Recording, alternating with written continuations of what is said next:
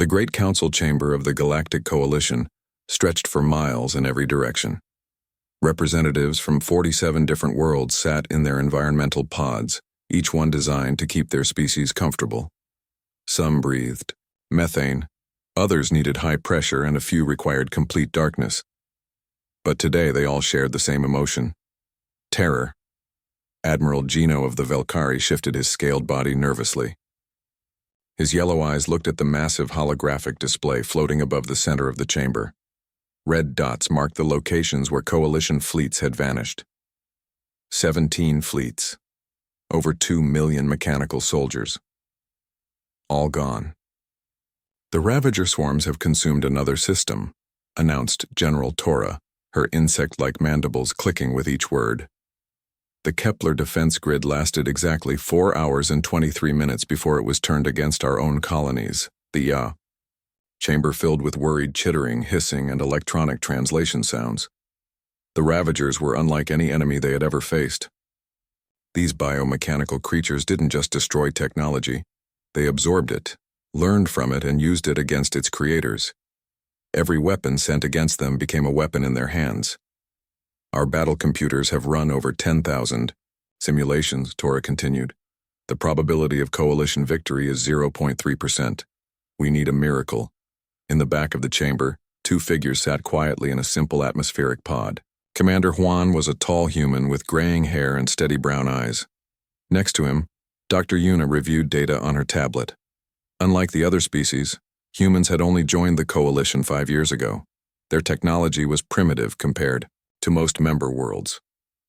"Perhaps," said Ambassador Gino, his voice carrying across the chamber, "we should ask our newest members for their thoughts." The humans have been observing quietly. All eyes turned to the human pod. Commander Juan stood slowly, his movements careful and deliberate. Most aliens found human body language difficult to read, but there was something about this one that commanded attention. "We've been studying your reports about these Ravagers," Juan said, his voice calm. "You say they turn your machines against you?" "Every single automated system," Tora replied with frustration. "Our most advanced AI generals, our smartest battle computers, our fastest response drones, all of them become Ravager weapons within hours of contact." "And you only use machines to fight?" Dr. Yuna asked, looking up from her tablet. The question created an uncomfortable silence. Finally, Ambassador Gino spoke. "Of course. No civilized species would send living beings into battle. The risk of death, the inefficiency, the unpredictable responses. Biological soldiers are a concept from our ancient past." Juan and Yuna exchanged a look that most aliens missed. Dr. Yuna cleared her throat. "Commander, perhaps we should explain our military structure." Juan nodded. "Honored representatives, humanity still uses biological soldiers. Living people who fight directly in combat situations." The chamber erupted in confused sounds. Several aliens activated their translation systems multiple times, certain they had misunderstood. "Impossible," declared Tora. "Biological entities cannot match the speed, accuracy, or tactical processing of mechanical soldiers. Why would you deliberately use inferior units?" "Because," Juan said simply, "living soldiers can't be hacked." The simple statement hung in the air like a physical thing. Slowly, very slowly, the implications began to sink in. Dr. Yuna stood beside her commander.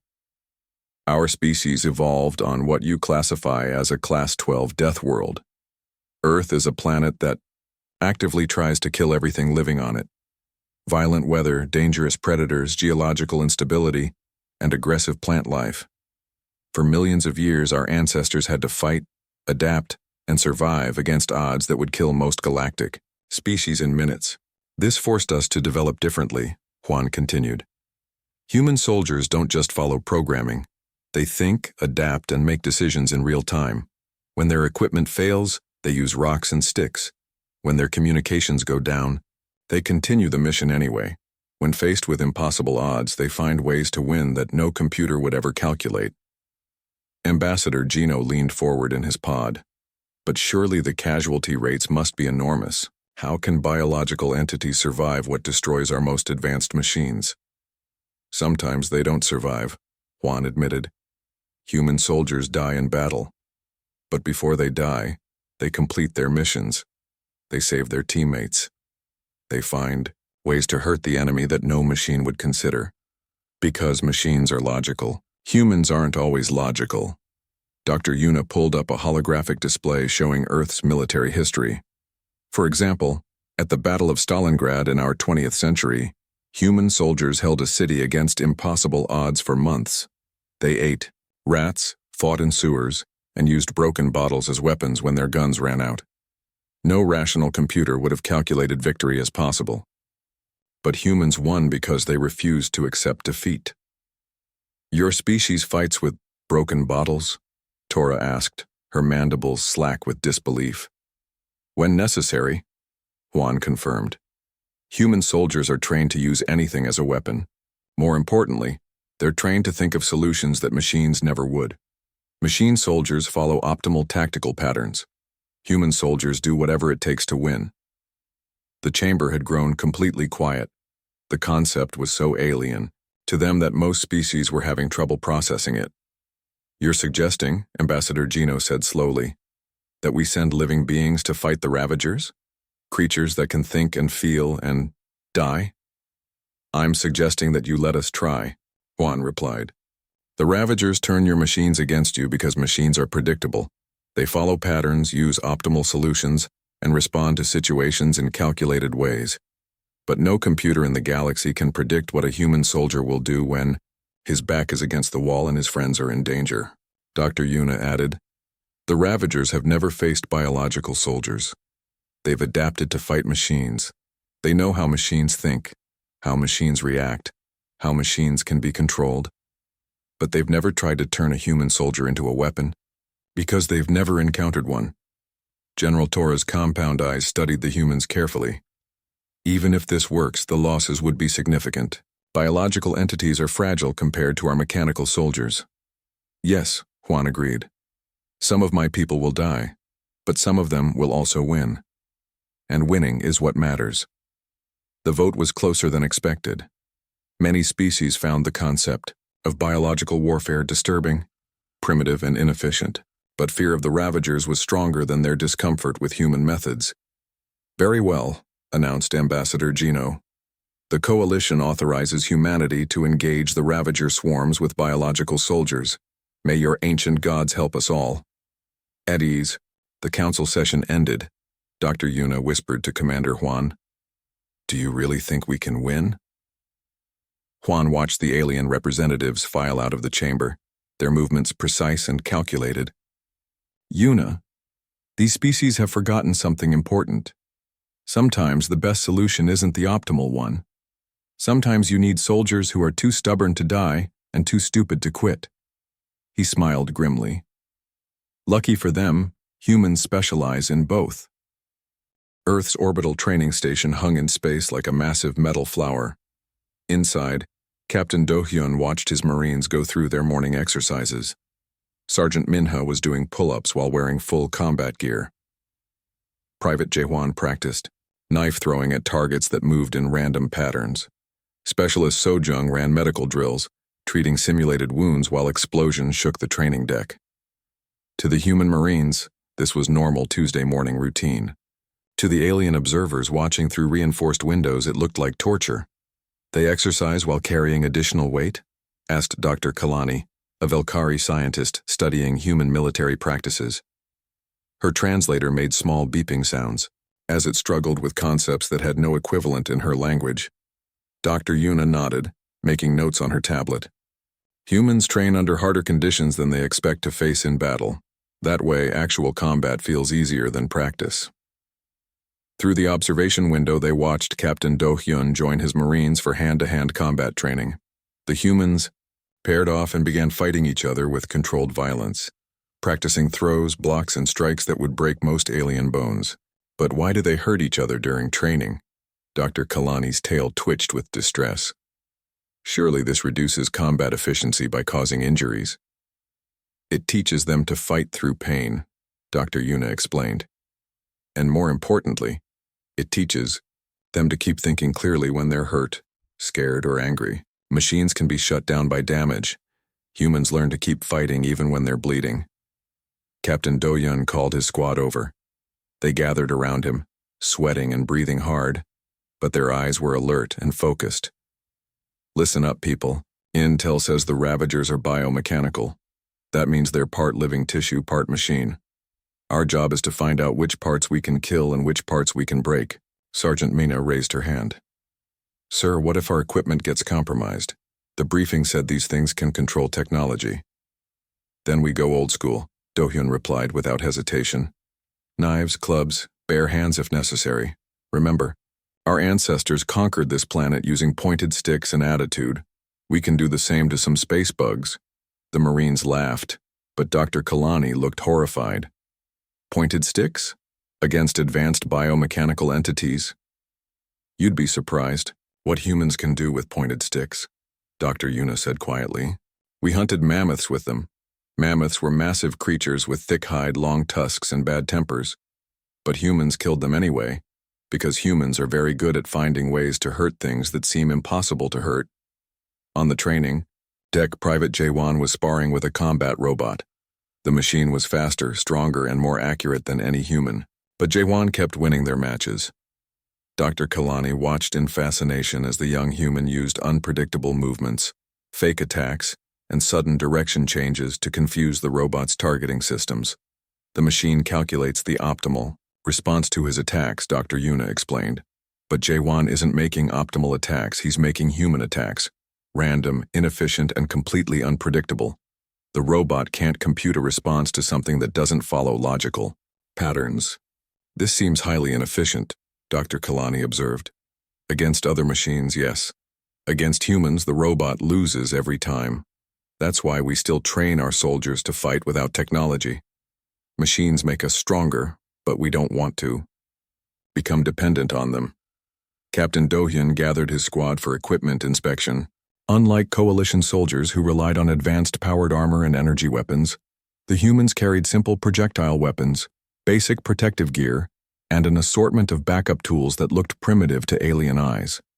Why do they carry so many knives? Dr. Kalani asked, watching Specialist Sojung strap a combat blade to her leg. Because knives don't run out of ammunition, don't need power cells, and can't be hacked, Dr. Yuna replied. Also, they're tools as well as weapons.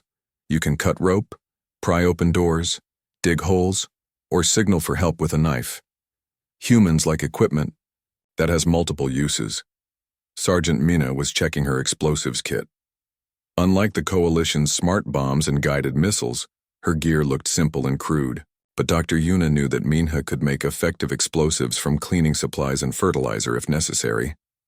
The key to understanding human soldiers, Dr. Yuna said, is understanding that they're trained to adapt. Coalition soldiers are equipped to handle specific situations efficiently. Human soldiers are trained to handle any situation with whatever they have available. Dr. Kalani made notes on her device. So they sacrifice efficiency for flexibility. They sacrifice predictability for survival. A machine soldier follows its programming. A human soldier rewrites his programming as needed. The training session ended with a simulation exercise.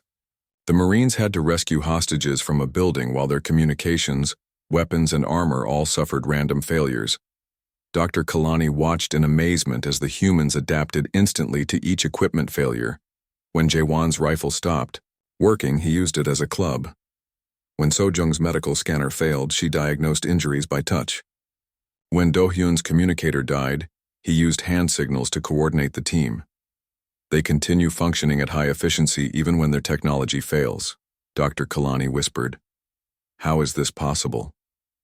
Because human soldiers are the weapons, Dr. Yuna replied.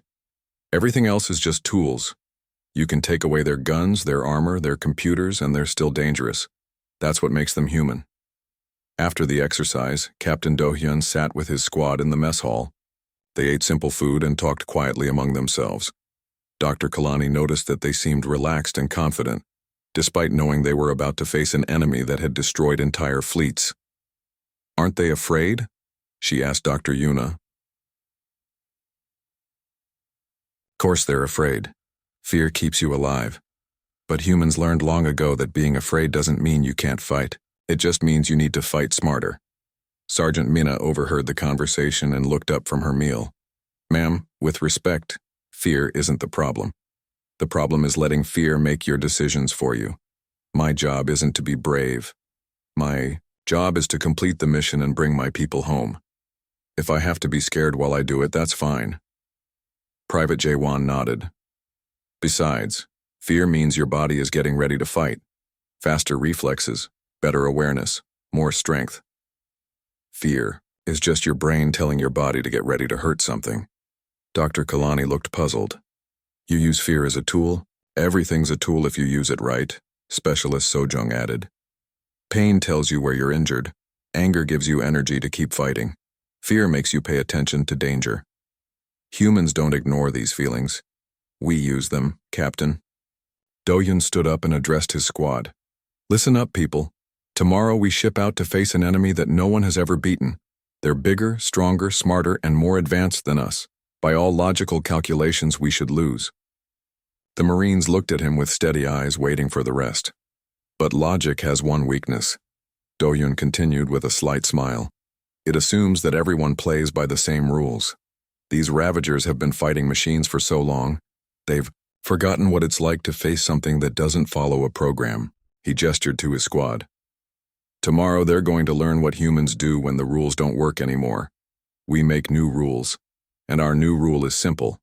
We don't stop until we win. The Marines stood and headed for their quarters to prepare for departure. Dr. Kalani watched them go, finally beginning to understand what made these Deathworld soldiers different. Dr. Yuna, she said quietly, I think I'm starting to see why your species survived on such a dangerous planet. Dr. Yuna smiled. We didn't just survive, Dr. Kalani. We thrived.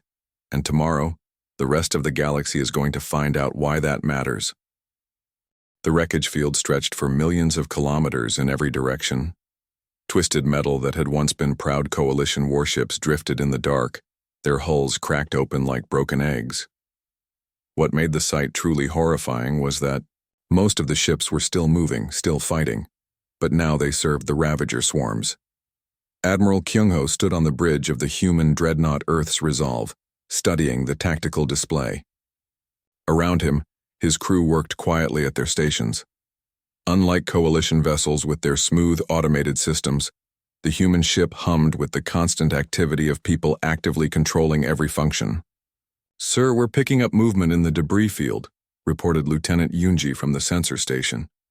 Looks like converted coalition destroyers, moving in formation. How many? Kyung-ho asked. 12 ships, sir, all showing Ravager biosignatures, mixed with original coalition technology. In the coalition command ship Harmony's Edge, General Tora watched the human fleet with growing alarm. Admiral Kyung-ho, our long-range sensors show significant Ravager forces ahead. Standard protocol is to engage from maximum distance with guided weapons. Kyung-ho's voice came back calm and steady. Negative, General. We're going in close. Close? Admiral, that's suicide. The Ravagers will tear your ships apart. Maybe, but they can't turn us into weapons if we don't give them the chance. On the human ships, Marines like Captain Do-Yun and his squad made final preparations. Unlike coalition soldiers who would have remained safely behind the lines while machines did the fighting, the humans were preparing to board enemy vessels directly.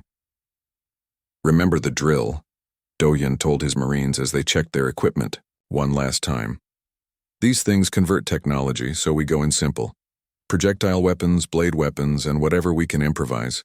If it has a computer chip, assume it can be turned against us. Sergeant Minha hefted her shotgun, a weapon that would have been considered primitive by coalition standards. What about our armor's life support systems, sir? Manual backup controls, only. If the electronics get compromised, we switch to chemical air recyclers and mechanical pressure systems. Old-fashioned, but unhackable. The human fleet moved deeper into the debris field. As predicted, the Ravager forces attacked immediately. But something unprecedented happened. When the Ravager bioships tried to hack and control the human vessels, they found systems that could be manually overridden. Lieutenant Yunji's hands flew over her controls as she switched from automated targeting to manual fire control. Sir, they're trying to take control of our weapons systems. Acknowledged. All ships, switch to manual control. Helm, take us in close. Sir, that's insane, came General Tora's panicked voice over the comm. You're heading straight for their primary bioship. That's the idea, Kyung-ho replied calmly. Deep within the largest Ravager bioship, the collective consciousness known as Nexus 7 experienced something it had never felt before: confusion. Every enemy it had encountered followed predictable patterns. Machines sought optimal firing solutions, calculated safe distances, and followed programmed tactical doctrines. But these new enemies were doing everything wrong. They closed to point-blank range where accuracy was impossible to miss, but also where they could be easily destroyed. They used primitive kinetic weapons instead of advanced energy systems. Most, puzzling of all, their ships seemed to actively resist technological integration. Boarding pods launched, reported Yunji as the human ships closed with the Ravager vessels. Captain Do-hyun felt his pod slam into the side of a bioship, the impact harsh enough to rattle his teeth. Around him, his Marines prepared to cut their way inside. The bioship's hull was a mixture of grown tissue and mechanical components, unlike anything they had trained against. Sojung, what are we looking at? Do-hyun asked. Specialist Sojung ran her handheld scanner over the hull.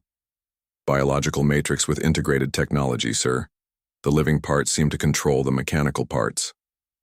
So we kill the living parts, Sergeant Minha said simply, priming her plasma torch. They cut through the hull and entered a nightmare landscape of pulsing biomechanical corridors. The walls were alive, covered with sensory organs that tracked their movement. Mechanical tendrils hung from the ceiling like metal vines, twitching as they passed. Motion sensors are going crazy, Private Jae-won reported. This whole ship is watching us. Let it watch, Do-hyun replied. Maybe it'll learn something.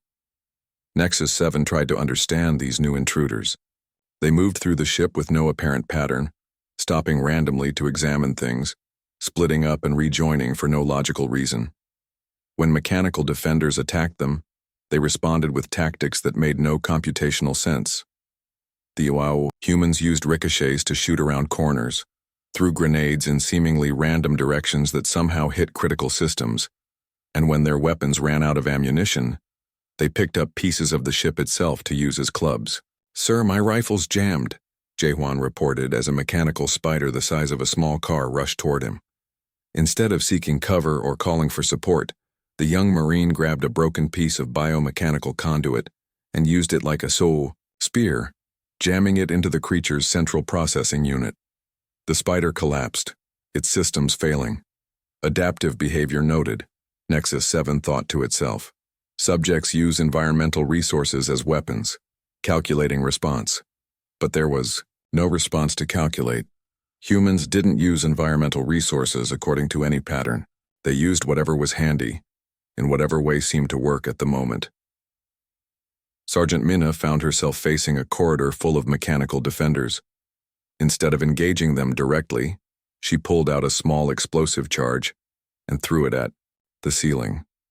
When it detonated, the blast brought down a section of biomechanical superstructure that crushed half the defenders and blocked the corridor. Why did she destroy the path forward? Nexus 7 wondered. The action seemed to harm the humans as much as their enemies, but Minha wasn't trying to clear the corridor.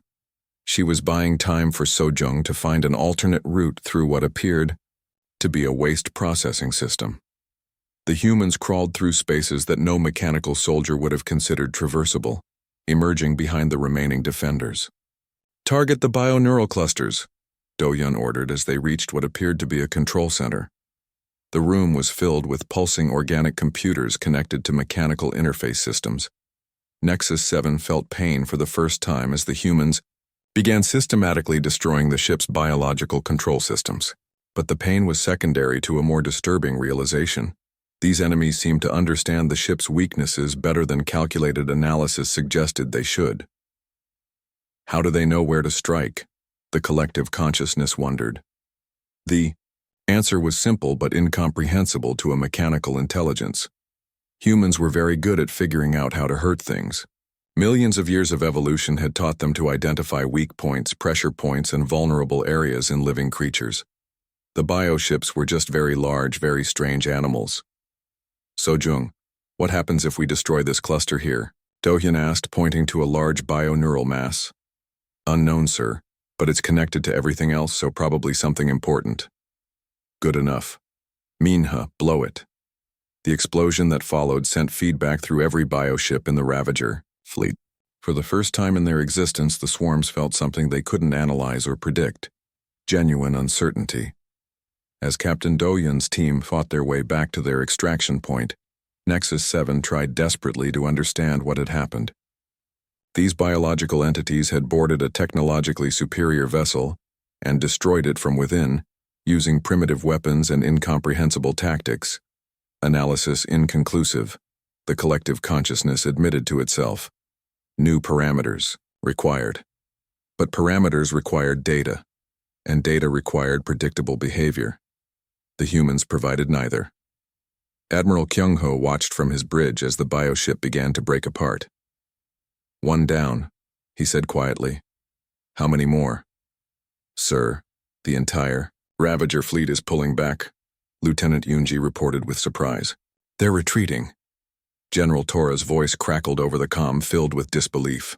They're retreating, but that's impossible. Ravagers don't retreat. Kyung-ho smiled grimly. They do now. Apparently, they've never met anything they couldn't understand before. In the depths of space, Nexus 7 gathered its remaining forces and began to calculate new strategies. But for the first time in its existence, the collective consciousness faced a problem it couldn't solve. How do you predict the unpredictable? The answer would require learning entirely new ways of thinking, and that, the biomechanical intelligence, realized with something approaching fear, might not be possible. The Ravager adaptation came faster than anyone expected. Within 3 days of the first human victory, new biomechanical creatures began appearing throughout the war zone. These weren't the standard conversion units. They were specifically designed to counter human tactics.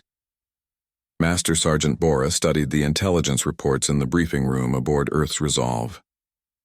The new Ravager forms showed clear adaptations, enhanced reflexes to match human unpredictability, redundant systems to prevent single-point failures, and most concerning of all, bioneural networks that seemed designed to process chaotic input. They're learning, Dr. Yuna said, reviewing the data alongside the military officers. Nexus 7 is trying to develop responses to human behavior patterns. Then we don't give them patterns to respond to, Bora replied simply. The veteran Special Forces operative had fought in conflicts across 3 star systems. Her weathered face showed the kind of calm that only came from surviving impossible situations repeatedly. Corporal Wusung looked up from cleaning his rifle. Sarge, how do you fight an enemy that adapts to everything you do? By doing things that don't make sense, Bora answered. The Ravagers are still thinking like machines. They assume every action has a logical purpose. So we do things that serve no logical purpose and see what happens. The mission briefing was unlike anything the Coalition had ever seen. Instead of detailed tactical plans and predetermined objectives, the humans outlined what they called intentional chaos protocols. The target is the primary Ravager hive structure in the Kepler system, Admiral Kyung-ho explained to the assembled team leaders. Intelligence suggests it contains the core bioneural processing centers for the entire swarm network. General Tora, attending via hologram from the Coalition command ship, shifted uneasily. Admiral, surely you have a specific battle plan, coordinated attack vectors, synchronized timing? Negative, Kyung-ho replied. We're going in with deliberately uncoordinated tactics. Each team will operate independently with only general objectives. No central command structure, no predetermined strategies, no synchronized timing. That's madness, Tora exclaimed. How can you achieve victory without coordination? Dr. Yuna stood up to address the Coalition officers. General, coordination requires communication. Communication requires predictable protocols. Predictable protocols can be analyzed and countered. We're deliberately eliminating predictability from our tactics.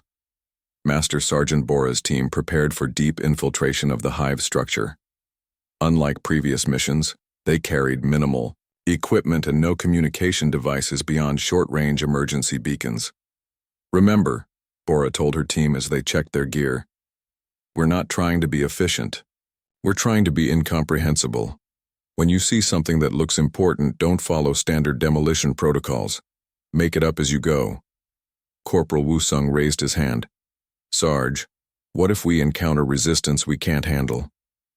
Then we do something unexpected and see if it works." The Ravagers have calculated responses for logical human behavior. They haven't calculated responses for illogical human behavior. The infiltration began with Bora's team doing something no military manual would ever recommend. They approached the heavily fortified hive structure from the most obviously dangerous direction, through a radiation field that should have killed them in minutes. But humans had learned to survive in environments that killed other species. Their radiation suits were primitive compared to coalition technology, but they worked. More importantly, the Ravagers had never seen anyone approach through a lethal radiation field, so they had no defenses positioned there. Nexus 7 detected the human infiltration team and immediately began calculating responses, but the calculations kept failing because the humans weren't following any recognizable tactical doctrine. They split up for no apparent reason, with individual team members taking different routes toward the same objective. They moved slowly, when speed seemed crucial, and rushed forward when caution seemed necessary. Most confusing of all, they seemed to be intentionally triggering security systems instead of avoiding them. Analysis error, Nexus 7 thought to itself. Subjects are behaving contrary to survival optimization. What the collective consciousness didn't understand was that humans had learned to use their environment against their enemies. Corporal Wusung triggered a security system not because he wanted to be detected, but because he wanted to see what the defenses looked like before he had to fight them. Automated pulse weapons with bio-neural targeting, he reported over his short-range comm. They track movement prediction algorithms. "Copy that," Bora replied. "Move like you're drunk." Wusung grinned and began weaving randomly as he advanced, occasionally stumbling or stopping for no reason. The targeting systems, designed to predict logical movement patterns, couldn't get a lock on him. Meanwhile, Specialist Gantu was taking an even more illogical approach. Instead of avoiding the biomechanical sensors that lined the corridors, he was studying them carefully and taking notes. "Bora, these sensor clusters are biological," he reported. "They're evolved from something like Earth octopi, pattern recognition, specialists. So what do we do about them? We confuse them the same way we'd confuse an octopus. Random colors, random movements, random stimuli." Gantu began using his emergency flares to create random light patterns throughout the corridor. The biosensors, overwhelmed by chaotic input they couldn't categorize, began shutting down to prevent processing overload. Dr. Yuna, monitoring the mission from the command ship, watched with fascination as human tactics created unprecedented results. "They're not fighting the Ravagers," she told General Tora. "They're confusing them." "I don't understand the distinction," Tora replied. "Fighting implies that both sides understand the conflict. Confusion means one side doesn't know what's happening. The Ravagers can respond to fighting. They can't respond to confusion." Deep in the hive structure, Master Sergeant Bora found herself facing the primary bio-neural processing center. It was a vast organic computer, pulsing with electrical activity as it coordinated the entire swarm network. Standard military doctrine would call for precise explosive placement to maximize damage. Instead, Bora did something that made no tactical sense. She began talking to it. "Hey there, ugly. Bet you've never seen anything like me before." The bio-neural center couldn't process the input. What was this creature trying to accomplish? Communication served no tactical purpose in this situation. Nexus 7 tried to analyze the behavior. Verbal communication detected. Purpose unknown. Calculating response. But there was no response to calculate. Bora wasn't trying to communicate information. She was buying time while she studied the bio-neural structure, looking for weaknesses that weren't marked on any schematic. "You know what your problem is?" she continued, circling the massive organic computer. You think too much. Sometimes the best solution is the stupid solution. She pulled out a simple fragmentation grenade, not the sophisticated shaped charges. Her mission equipment included, but a basic explosive that would damage everything in a wide radius without any precision at all. No tactical logic detected, Nexus 7 thought desperately. Weapon choice inappropriate for target parameters. The grenade detonated, sending shrapnel throughout the bio-neural center. The damage wasn't efficient or precise, but it was unexpected. Systems that had been designed to survive calculated attacks couldn't handle random damage patterns. Across the hive structure, other human teams were causing similar chaos. They destroyed systems that seemed unimportant while ignoring obvious targets. They moved in patterns that served no tactical purpose. They used weapons in ways that violated their design specifications. Most disturbing of all, they seemed to be enjoying themselves. Wusong to Bora, came the corporal's voice over the comm. I found something interesting. This whole hive is basically one big organism, right? So what happens if we give it indigestion? Before Bora could ask what he meant, Wusong had dumped his entire supply of chemical irritants into what appeared to be a nutrient processing system. Within minutes, the entire hive structure began convulsing as its digestive systems went into toxic shock. That, Bora said with admiration, makes absolutely no sense. Good work. Nexus 7 felt its control over the hive structure slipping away, as system after system failed in unpredictable ways. For the first time in its existence, the collective consciousness experienced something approaching panic. New parameters required, it thought desperately. These entities do not follow logical behavior patterns, cannot calculate appropriate responses. But calculating responses required understanding the enemy's goals and methods. And humans, Nexus 7, was beginning to realize sometimes had no goals beyond seeing what would happen if they tried something completely insane. As Bora's team fought their way back to extraction, the veteran sergeant smiled grimly. They had accomplished something no military computer would have attempted. They had taught a mechanical intelligence what it felt like to be genuinely confused. Mission accomplished, she reported to Admiral Kyung-ho. The hive's primary processing center is down. Outstanding work, Sergeant. How did you manage it? Simple, sir. We didn't try to be smarter than the enemy. We tried to be crazier than the enemy. The final battle began not with a single massive engagement, but with complete chaos erupting across 17 star systems simultaneously. Admiral Kyung-ho had made a decision that violated every principle of military strategy known to the galactic community. Instead of concentrating his forces for maximum effect, he scattered them as widely as possible. President Giwan's arrival from Earth brought 10,000 additional human Marines, but more importantly, it brought representatives from every military tradition humanity had ever developed. Russian shock troops who specialized in endurance fighting, Japanese special forces trained in precision strikes, Brazilian jungle fighters who could survive anywhere, Norwegian Arctic specialists who thrived in impossible conditions, and dozens of other military cultures, each with their own approach to warfare. This is complete madness, General Tora declared during the final strategy briefing. No coordination, no unified command structure, no synchronized objectives. How can this possibly succeed? President Giwan, a calm woman in her 60s who had once been a Marine herself, smiled patiently. General, you're thinking like a machine. You want predictable outcomes from logical inputs, but we're not trying to be logical. We're trying to be human. Dr. Yuna pulled up a holographic display showing human deployment patterns. Instead of the neat, organized formations the coalition expected, the display looked like someone had thrown darts at a map while blindfolded. Each human unit is operating with minimal equipment and maximum independence, she explained. They have general objectives but no specific orders.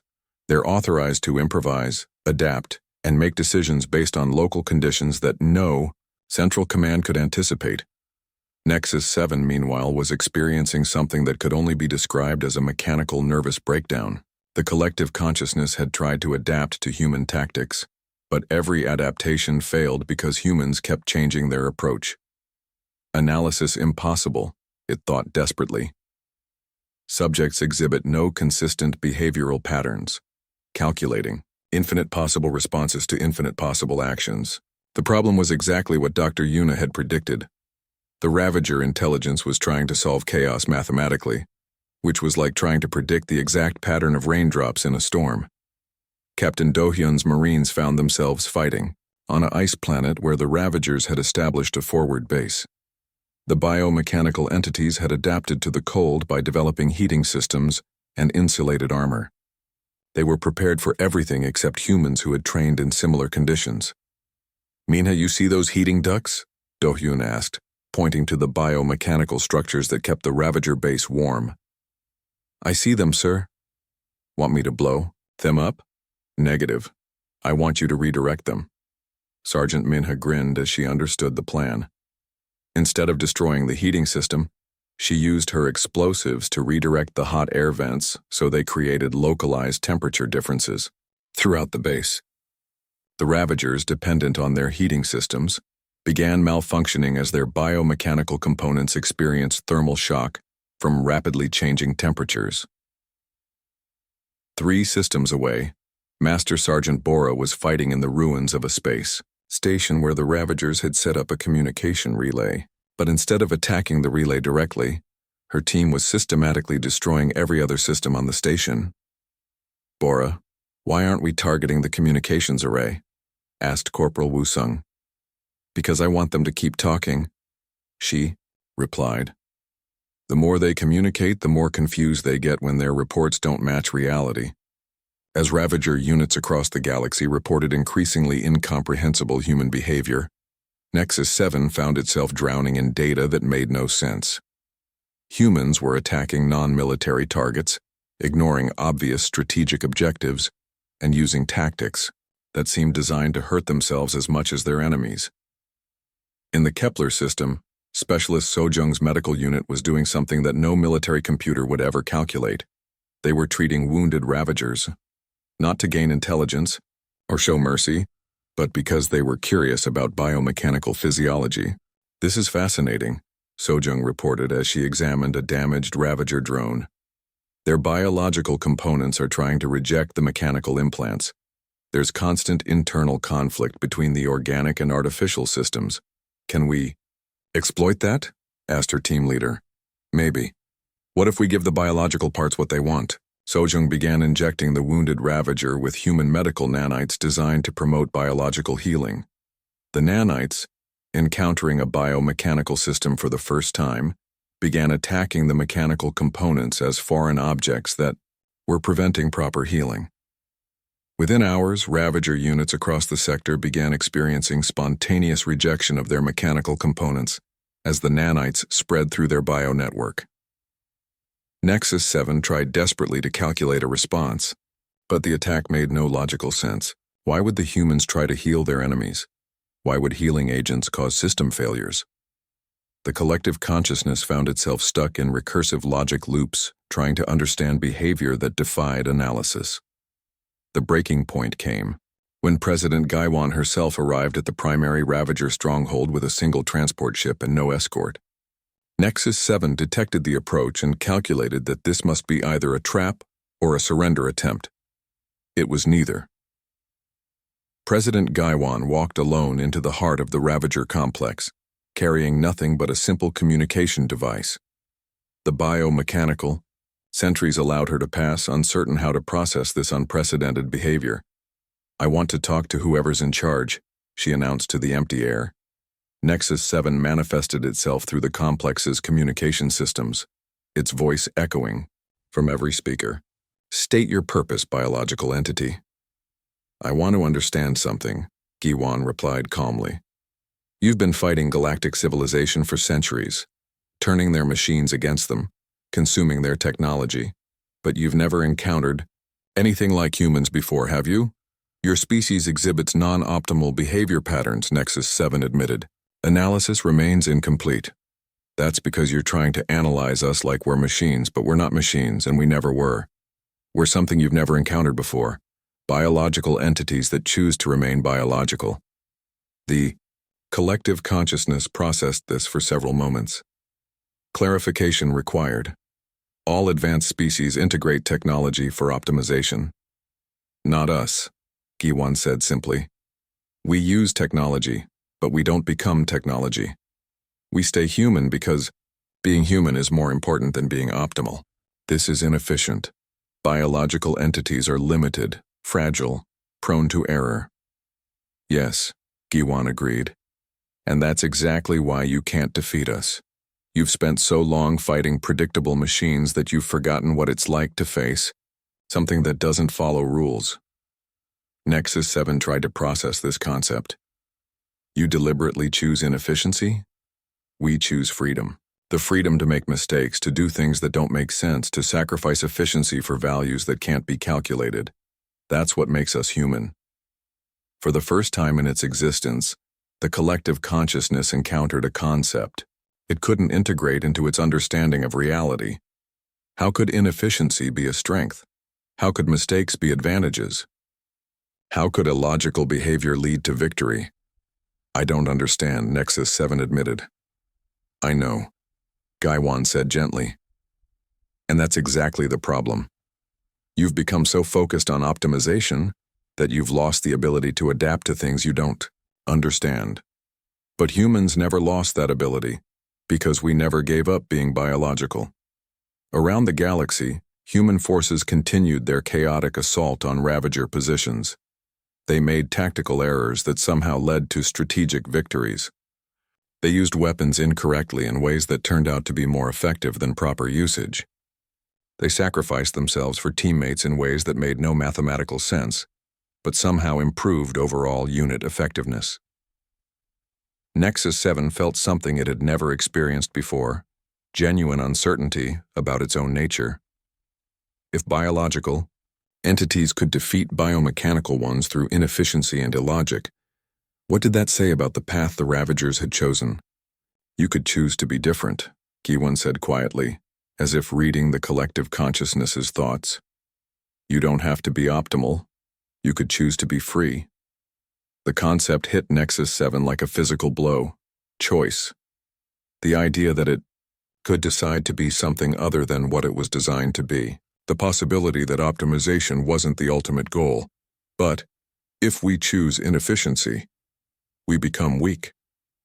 No, Giwan corrected. You become unpredictable. And unpredictable is the strongest thing you can be, because no one can calculate. A response to something they can't understand. Across the Ravager network, something unprecedented began to happen. Individual biomechanical units started making choices that served no optimal purpose. Some chose to withdraw from battles they could win. Others chose to help human wounded instead of eliminating them. A few simply chose to stop fighting altogether and began exploring concepts like curiosity and wonder. The collective consciousness felt itself fragmenting as its components began exercising individual choice for the first time. Instead of one unified intelligence, the Ravagers began becoming thousands of separate entities, each making their own decisions about what they wanted to be.